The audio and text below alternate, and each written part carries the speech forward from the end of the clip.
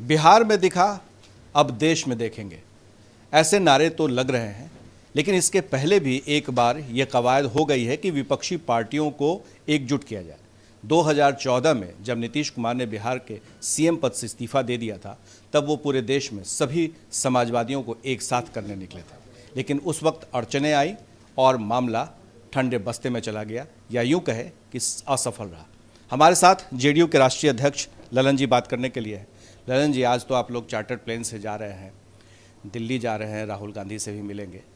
लेकिन पिछली बार आप लोगों ने पुरजोर कोशिश की थी, पूरी ताकत लगा दी थी, यहाँ तक कि आप लोग विलय के लिए भी तैयार हो गए थे, लेकिन मामला जमा नहीं था।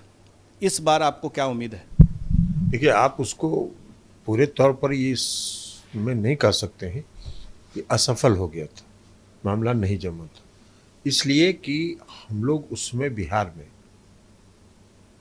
2014 में ही जो महागठबंधन बना और उसी का परिणाम था कि देश के प्रधानमंत्री आदरणीय नरेंद्र मोदी जी ने बिहार की विधानसभा में 42 आम सभा किया था, जो अपने आप में एक रिकॉर्ड है कि कोई विधानसभा के राज्य के विधानसभा के चुनाव में प्रधानमंत्री इतनी आम सभा किए हों। सीट कितनी आई? 53। तो हम सफल हुए थे।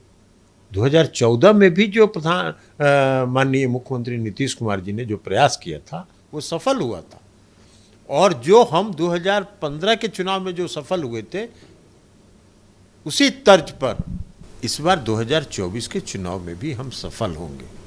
पर सवाल ये उठता है कि ये सफलता तो बिहार में आप विधानसभा चुनाव में आपने दिखाया था, तब आपके साथ लालू यादव भी थे, कांग्रेस पार्टी भी थी। इस बार भी बिहार में वो है, लेकिन पूरे देश में राष्ट्रीय स्तर पर ये कैसे संभव है? क्योंकि कई ऐसे राज्य हैं जहां पर कि एक दूसरे के खिलाफ है, कांग्रेस है, लेफ्ट है, वहाँ की क्षेत्रीय पार्टियां वो खिलाफ है। देखिए, जो राज्य की स्थिति है वो अलग है, लेकिन देश में, लेकिन वो सभी लोग जो अपने राज्यों में एक दूसरे के खिलाफ चुनाव लड़ते हैं, वो सभी भारतीय जनता पार्टी के खिलाफ हैं, सभी दल। तो इसलिए वो केंद्र में और लोकसभा के चुनाव में वो कठिनाई नहीं आएगी। वो कठिनाई इसलिए भी दिख रहा है क्योंकि अभी तेलंगाना के सीएम आए थे, वो कांग्रेस के खिलाफ हैं। वो सीधे तौर पर जो लेफ्ट पार्टी या सबके साथ जाने की बात होती है, तो ये अड़चन तो है। इस अड़चन को आप ठीक करने के लिए क्या रूपरेखा है? कोई ताला ऐसा बना है जिसका चाबी नहीं हो? हर ताले की चाबी है। आप तेलंगाना के मुख्यमंत्री की बात आपने की, वो अभी पटना आए थे। उनको प्रेस कॉन्फ्रेंस में कहीं उन्होंने कांग्रेस के खिलाफ एक शब्द भी बोला क्या? नहीं कहा। आप लोग बुलवाना चाह रहे थे उनसे, तब भी वो नहीं बोले। तो ये आप संकेत समझ लीजिए कि 2024 का आगाज है। ये संकेत है कि आपकी जितनी भी संभावनाएं हैं वो निर्मूल साबित होंगी। इस बार जो नीतीश जी जा रहे हैं दिल्ली, तो दिल्ली में मुलाकात होनी है सभी राहुल गांधी से लेकर तमाम नेताओं से, तो क्या 2024 की रूपरेखा पहली मुलाकात में बात होगी, या फिर किस आधार पर आगे बढ़ेंगे? देखिए, अभी तो आधार बनेगा ना, हम लोगों अभी तो आधार तैयार होगा ना।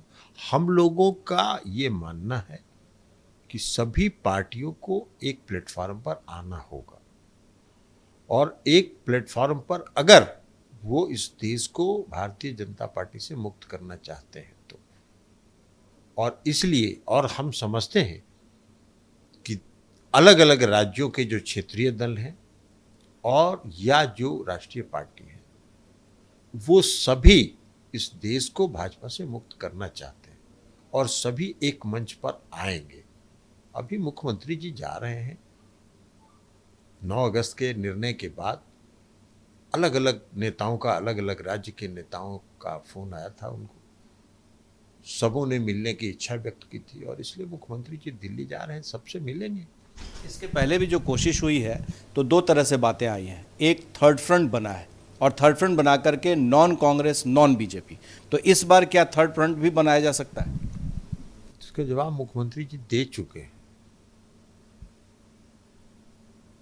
ये जिस दिन तेलंगाना के मुख्यमंत्री जी आए थे उस दिन भी आप लोगों ने यह सवाल उनसे पूछा था और इसका जवाब वो दे चुके हैं।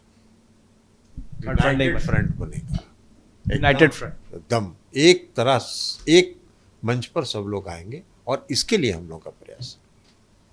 आपने सुना, जमीन तैयार हो रही है और साथ ही कोई ऐसा ताला नहीं है जिसका चाबी न हो।